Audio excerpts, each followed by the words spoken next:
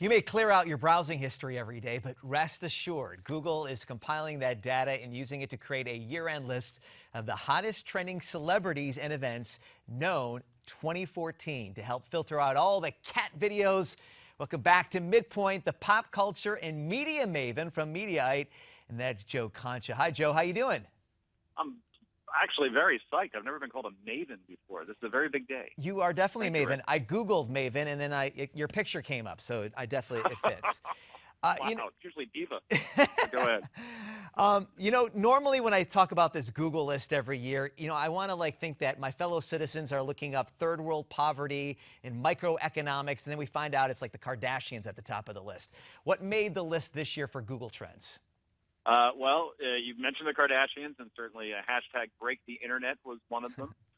Kim Kardashian was on the cover of a magazine not too long ago with a derriere the size of North Dakota. This was something that visually, I'm sorry this is radio, because if you haven't seen it, I recommend everybody out there, during commercial, of course, Google break the internet and Kim Kardashian and see exactly just how much of a round mound you come up with. It's quite remarkable. Break the internet hashtag. The Kardashians will never, ever go away, I think is the takeaway from that, Rick. Yeah, a lot of people saw that one. But I know a lot of people also were Googling Robin Williams right around the time of his death.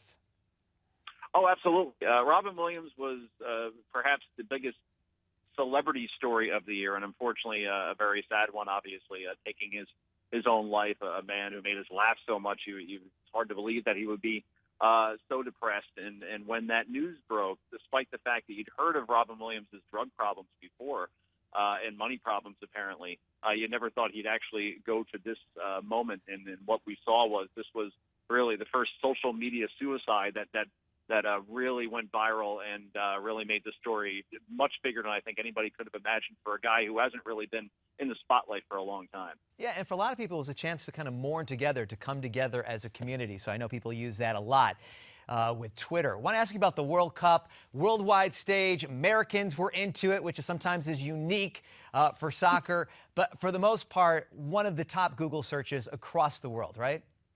Oh, absolutely, and it applied right to our goalie, Tim Howard, Jersey guy like me. And what was amazing about that was that when Tim Howard went viral with Tim Howard hashtags during that one game where he just made save after save, like it was almost like an NHL game, where normally you see maybe one or two good saves in a soccer match, and in this case, he made dozens. And despite the fact that the Americans lost that particular game, that particular match, Tim Howard became a worldwide sensation in a losing effort. So this was a year also that we saw the World Cup really become an event here, almost like the Super Bowl. I'm not saying that big, obviously, but 24 million people watched the U.S. Play Germany, for instance, on July 4th, and that was just something that people you never would think of even 4 years ago. The record audiences like that, and that's because people not only knew about the game or heard about it as it went along because of that Tim Howard hashtag, but also because they can watch on their phones and their iPads anywhere, whenever they like, wherever they like. So certainly we saw that media traveling to pretty much all of our phones certainly made events bigger as a result of audiences, because you didn't have to be in your living room in order to watch them, Rick. Yeah, I know one search that I had this year was Ebola. And for many people, it almost added to the fear, but it also gave people a sense of what exactly is this Western African disease? Yeah, this was social media by fear and speculation, right? People not knowing how it possibly could be spread. If someone sneezes on me, does that mean I get Ebola? How did those two nurses get Ebola in Dallas from the one gentleman that came over from Africa that unfortunately died? There was a lot of mystery around that, and social media, a lot of it is built on speculation and negativity. So Ebola, while only one person died in the U.S. as a result of it, you would think that we'd all be dead by now going into the new year, considering where the hype was in October, and social media fueled a lot of that, Rick. And Joe, one of the real positive portrayals and one of the things that was really fantastic was to see people supporting those ice bucket challenges. The ice bucket challenge, yes, more than that.